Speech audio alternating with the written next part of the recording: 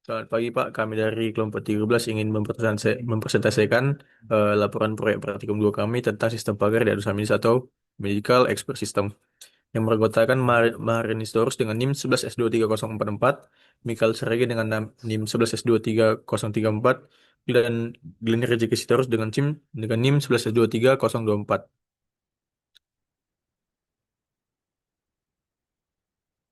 Next. Nah, penyakit kulit merupakan salah satu gangguan kesehatan yang paling sering dialami oleh masyarakat. Nah, setiap jenis penyakit ini memiliki gejala yang berbeda, namun ada juga beberapa yang mirip. Nah, kemiripan gejala ini sering menyebabkan diagnosa yang tidak tepat apabila dilakukan tanpa bantuan tenaga ahli. Nah, selain itu, pasien juga bisa merasakan tingkat keparahan yang berbeda sehingga proses diagnosa memerlukan penalaran yang sistematis. Nah, di era perkembangan teknologi saat ini, sistem PAR atau expert system menjadi salah satu solusi yang cerdas untuk membantu penentuan diagnosa secara cepat dan konsisten. Nanti dia akan memandukan penalaran logika dan juga metode certainty factor, yang dimana nanti sistem PAR ini akan dapat membantu memberikan gambaran awal penyakit kulit yang mungkin diderita oleh pengguna berdasarkan gejala-gejala yang akan diinputkan. Nah, jadi berdasarkan latar belakang ini, proyek kami ini bertujuan untuk mengembangkan sebuah sistem pakar diagnosa penyakit kulit yang mampu melakukan inferensi berdasarkan aturan pakar atau yang ahli dalam dan mengolah ketidakpastian menggunakan metode certainty faktor tadi. Nah, sehingga nanti dapat memberikan hasil yang diagnosa yang eh, lebih baik dan juga tingkat keyakinan itu terstruktur, logis dan juga efisien. Jadi tujuan kami membangun sistem ini yang pertama itu untuk membangun sistem pagar yang mampu mendiagnosa penyakit kulit berdasarkan gejala-gejala yang akan diinputkan oleh pengguna berdasarkan penilaian logika. Yang kedua itu mengimplementasikan metode certainty factor untuk menangani ketidakpastian pada gejala medis yang bersifat subjektif. Lalu yang ketiga itu menyusun basis pengetahuan terdiri dari fakta, gejala, aturan, dan juga penyakit kulit sesuai dengan referensi studi kasus. Lalu yang keempat itu mengembangkan mesin inferensi yang mampu memproses aturan dan juga menghasilkan kesimpulan secara otomatis. Yang kelima itu menguji dan juga memvalidasi akurasi sistem melalui beberapa skenario pengujian untuk membandingkan hasil perhitungan manual dengan yang dengan hasil analisis oleh programnya. Lalu yang terakhir itu untuk memberikan sarana informasi bagi pengguna untuk mengetahui kemungkinan penyakit kulit yang dialami sehingga nanti dapat mempertimbangkan sebelum melakukan konsultasi ke tenaga medis yang lebih profesional. Nah, jadi yang kedua itu ada desain sistem. Nah, jadi untuk basis pengetahuan ini nanti sini akan ada eh, komponen. Jadi basis pengetahuan ini adalah komponen utama dalam proyek ini dan bersihkan tentang informasi gejala, penyakit, serta aturan dan relasi antar keduanya. Nah, pada sistem ini akan basis pengetahuan itu disusun dalam 3 lapisan. Yang pertama itu ada gejala, hipotesis atau penyakit itu, dan juga aturan yang berbobot MD, MB atau MD yang digunakan untuk perhitungannya nanti. Nah, yang pertama itu adalah representasi fakta atau gejalanya. Di sini bisa kita lihat itu ada kode-kode misalnya G01 dan juga ada deskripsinya. Jadi kode-kode ini adalah untuk supaya tidak terlalu panjang nanti dalam dalam programnya. Kode ini nanti kode ini nanti yang digunakan untuk mengdefinisikan gejala apa yang dialami oleh apa namanya oleh pengguna. Misalnya itu G01 itu ada ruam kulit dan juga G02 untuk gatal. Seperti itu. Lalu yang selanjutnya itu ada representasi hipotesa atau penyakitnya itu. Nah, sini juga sama seperti sebelumnya, tapi code yang ini adalah code untuk mendefinisikan nama penyakit. Nah, misalnya P01 itu dermatitis alergi, P02 itu dermatitis anatopik. Jadi dia supaya nanti nggak terlalu panjang untuk menulis penyakit-penyakitnya itu. Jadi kita gunakan kode ini. Next, lanjut ke aturannya ini. Nah, jadi ini ada aturan pada basis pengetahuannya itu misalnya aturan R1, itu penyakitnya itu misalnya P01. Nah, penyakit P01 ini gejalanya itu misalnya G01, G02, G03, 4, 5 sampai selanjutnya. Jadi ini adalah apa namanya misalnya ini adalah gejala-gejala dari penyakit P01 misalnya. Yang ini semua G01, G02, 3, 4 sampai 11 ini adalah gejala dari penyakit P01. Nah, jadi ini adalah nanti aturan-aturan yang kita buat di dalam sistemnya supaya nanti kita bisa memprediksi dia dari gejala-gejala itu penyakit apa yang paling mungkin untuk menjadi penyakitnya. Lanjut ke bawah. Sini ada misalnya dermatitis alergi. Misalnya itu gejala penyakit itu misalnya ruam kulit, gatal, terstruktur, teksturnya kulit itu kering dan lain-lain. Nah, di sini juga ada MD, MB, MD, yang dimana MB ini adalah tingkat keyakinan pakar bahwa gejala ini adalah gejala dari penyakit dermatitis alergi. Istilahnya adalah tingkat eh, kemungkinannya, misalnya kalau misalnya ada ruam kulit ini, misalnya ruam kulit misalnya berarti sini 80% kemungkinan itu adalah jenis penyakit ini. Nah, tapi kan sini kan kita lihat ada banyak gejala penyakit, jadi nanti semua kemungkinan-kemungkinan akan dikumpulkan dan juga akan dibuat di dalam sistem kita itu. Jadi itulah nanti yang kita gunakan untuk apa namanya untuk menentukan dia jenis penyakit apa dari gejala-gejala yang kita inputkan dari bobot ini. Nah, begitu juga nanti untuk yang selanjutnya, misalnya untuk penyakit urtikaria ini untuk apanya, untuk MDMB-nya, untuk gejala-gejalanya, panu seperti ini, kurap seperti itu. Dia lanjut ke bawah, seperti itulah terus sampai nanti eh jadi sini. Nah, jadi kan kita sudah tahu tadi apa saja yang dimasukkan ke dalam sistem itu adalah MD dan juga MB. Dan juga tadi ada code-code untuk mendefinisikan gejala dan juga penyakitnya. Nah, jadi sini inilah untuk flowchart sistem yang kalian bangun. Nah, flowchart ini apa? Inilah alur sistem yang kalian bangun. Misalnya itu dimulai dulu dari start kan, lalu nanti kita inputkan datanya, nanti dia akan mengecek ada gejala apa aja, nanti dia akan memilih gejala-gejalanya itu terus sampai ke bawah.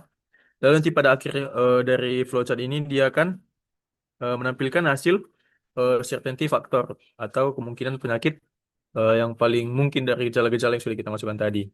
Seperti itu. Lalu lanjut, ini adalah untuk pseudo code-nya atau kode yang kita gunakan dalam sistem ini.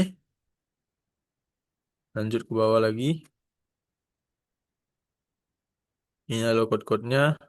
Nah, jadi untuk yang selanjutnya akan dijelaskan oleh teman saya, Glenn. Baik, di sini saya akan melakukan implementasi di mana pertama yaitu pertama mengakibat penguraman Python, metode intervensi certain faktor, lalu terjadi dari VS Code, terlebih tambah input input dan collection, lalu untuk OS-nya itu 11. Lanjut ke 3.2. Di sini basis pengetahuan diimplementasi dengan dalam tiga struktur utama. Pertama, kita membuat tabel gejala yang dulu di mana symptoms, di mana gejala satu, rong kulit, kemerahan, scroll bawah, kan?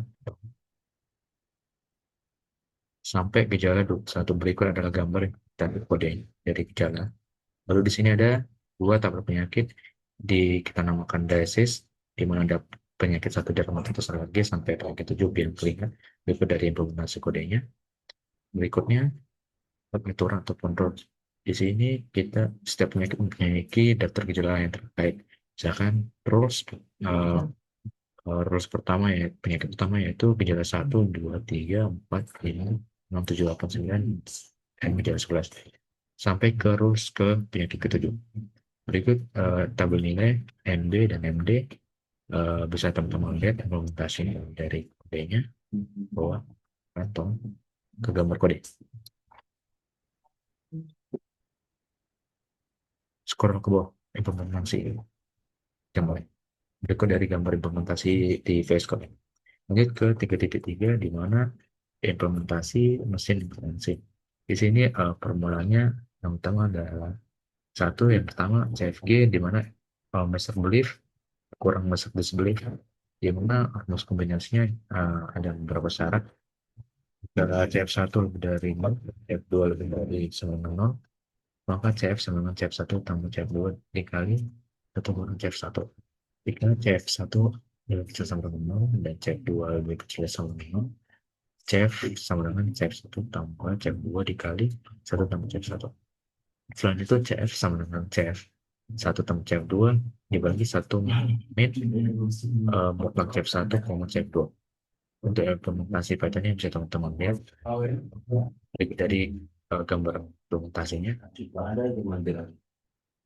3.4 di sini ya, untuk for statements kita buat sebuah fungsi misalnya di mana menerima tersistem kita buat sebuah result sama nol awalnya lalu kita buat looping akhirnya kita buat list CFS lalu looping kita buat juga looping rules kita buat kondisi di mana di simptomnya itu kan PFS itu akan bertambah di mana dia mengandung dari penyakit muscle belief di mana disease penyakit G dikurang uh, muscle belief dari disease G.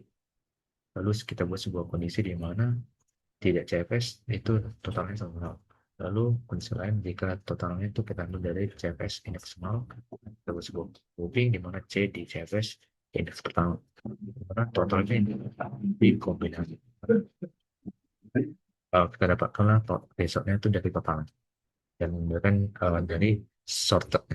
Jadi ke gambar dokumentasi dari VS Code-nya, langsung scroll bawah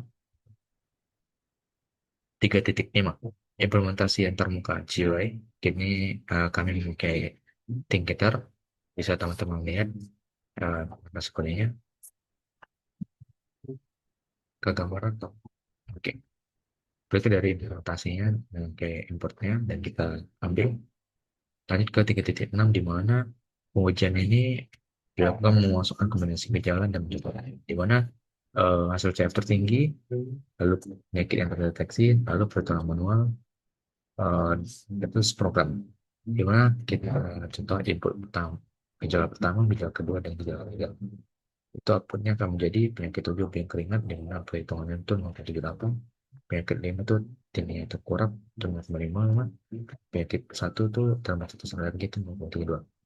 Untuk hasil dan pembahasan berikut dari hasil pembahasan kami, di mana sistem mampu menerima input gejala dari pengguna, mencocokkan gejala tersebut dengan basis pengetahuan yang terdiri dari tabel gejala, tabel penyakit, atau orang yang nilai LV dan MD.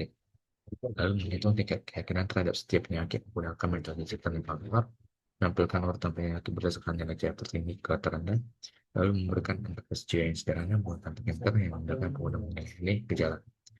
Dari hasil ini menunjukkan bahwa sistem dapat berjalan sesuai dengan kebutuhan dan memberikan hasil yang konsisten berdasarkan pengaturan. Untuk pengujian fungsionalitas sistem ini masukkan beberapa kombinasi gejala dan membandingkan hasilnya. Lalu 4.2.1 ke pengujian kasus pertama di mana kita input gejala 1, gejala 2, dan gejala 14. Berikut dari perhitungan CF manual bisa teman-teman dari layar. Lanjut ke eh, hasil dari programnya. Kalau teman-teman lihat untuk kasus pengujian ke pertama. Lalu ke 4.2.2 yaitu pengujian kasus kedua di mana inputnya gejala 2, gejala 5, dan gejala 13. Berikut dari saya perhitungan manual kami. Lanjut ke program jika kita masukkan hasilnya seperti ini.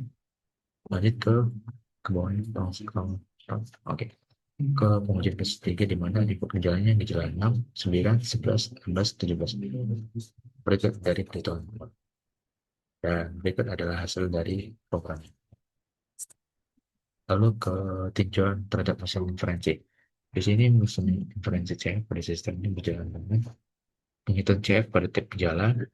Kedua, menghubungkan CF gejala menggunakan aturan CF kombinasi, di mana jika keduanya positif, maka dia akan mengkonfirmasi. Jika keduanya negatif, dia akan menyangkal. Jika berlawanan, dia akan memakan. Ini menghasilkan satu nilai CF final pada tiap penyakit, di mana hasil pengujian ini menghasilkan bahwa penghubungan CF berjalan sesuai teori. Penyakit yang menghasilkan gejala terbanyak dan membuat selalu muncul di urutan atas, output system, dan stabil karena spontan valid. Selanjutnya akan dijelaskan kemarin. Oke, berikut saya akan menjelaskan tentang kesimpulan dan saran yang setelah kami melakukan proses analisis, perancangan, implementasi, dan pengujian yang telah dilakukan. Nah, kesimpulannya yang pertama itu adalah sistem pakar yang dibangun mampu melakukan diagnosis penyakit kulit berdasarkan gejala yang dipilih pengguna dengan menggunakan metode certainty factor. Nah, yang kedua itu, metode certainty factor terbukti dapat mengakomodasi ketidakpastian data medis, terutama karena gejala penyakit kulit sering bersifat subjektif dan tumpang tindih antar penyakit. Yang ketiga itu, akurasi perhitungan sistem telah tervalidasi melalui pengujian manual. Yang keempat itu, UI yang dirancang mempermudah pengguna dalam melakukan diagnosa karena tampilan sistem membantu pengguna langkah demi langkah untuk memilih gejala. Dan yang terakhir, kesimpulannya itu adalah sistem ini dapat dijadikan alat bantu awal sebelum konsultasi medis profesional, namun bukan pengganti diagnosis dokter. Untuk sarannya itu kami memiliki beberapa saran. Yang pertama itu memperluas basis pengetahuan dengan menambah lebih banyak jenis penyakit dan variasi gejala sehingga diagnosis menjadi lebih komprehensif dan relevan dengan kondisi di lapangan. Untuk yang kedua itu mengintegrasikan tiga mengingat yaitu proses tanya jawab dinamika yang lebih spesifik lagi. Kedua, dengan fitur penjelasan visual gejala dan yang ke akses dan yang terakhir itu nah selanjutnya saya akan menjalankan programnya langsung pada video. Nah, ini adalah implementasi kode yang diimplementasikan dari laporan tadi. Selanjutnya kita akan menjalankan sistem skin. Berikut adalah tampilan GUI yang telah diimplementasikannya sesuai hasil analisis dan implementasiannya. Misalnya di aplikasi ini kita dapat milih gejala ketika kita mengalami gejala penyakit kulit.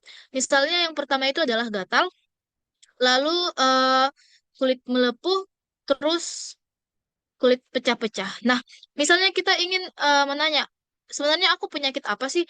Nah, kita dapat mengklik diagnosa. Nah, hasil diagnosanya akan menunjukkan bahwa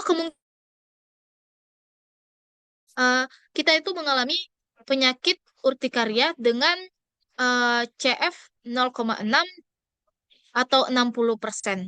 Nah, ada juga kemungkinan kedua yaitu panu dengan CF-nya itu 0,6 juga dengan 60%. Dan ada penyakit berikutnya tinea atau kuraf dengan 60% juga. Dan begitu juga untuk herpes zoster, biang keringat. Jadi kemungkinan penyakit dari gejala-gejala yang kita alami yang dari sini, kita memiliki penyakit itu urtikaria, panu, kurap, herpes, biang keringat. Nah, sekian dari presentasi kami. Mungkin jika ada kesalahan atau kekurangan kata-kata, mohon dimaafkan. Terima kasih.